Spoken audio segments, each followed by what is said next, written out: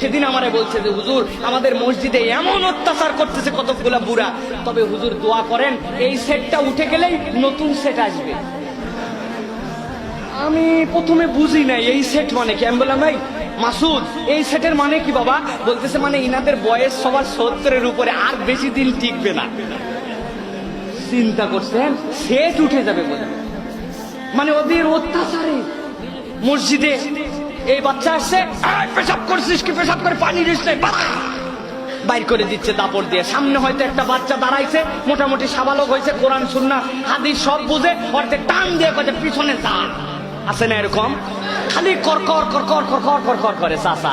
আমি বলি চাচা আপনারা যে ভাব নিচ্ছেন আর আমাদেরকে কথায় কথায় যে বেয়াদব বেয়াদব বলতেছেন, আমি জান্নাতে গেলে বলবো আল্লাহ এই চাচাদের ছোটবেলার ভিডিও গুলো চালু করো।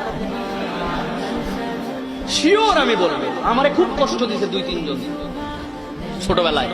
আগে যাইতাম সবার আগে মসজিদে, সামনের কাতারের ফজিলত বুঝতাম, তখন আমরা সব বুঝি, সূরা কেরাত সব জানি। আমারে টান দিয়া পিছনে পাঠাইতে আমার মনের মধ্যে রাগ আছে না?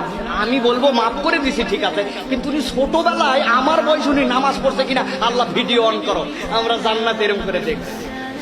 আহা ইমাম সাহেব তো নামাজে দাঁড়ায় গেল, মুয়াজ্জিন ইকামত দিল, উনি তো পাশ দিয়ে ঘুরতেছে, মুরব্বী নামাজ পড়ে নাই। আছে না এরকম মুরব্বী? আছে না?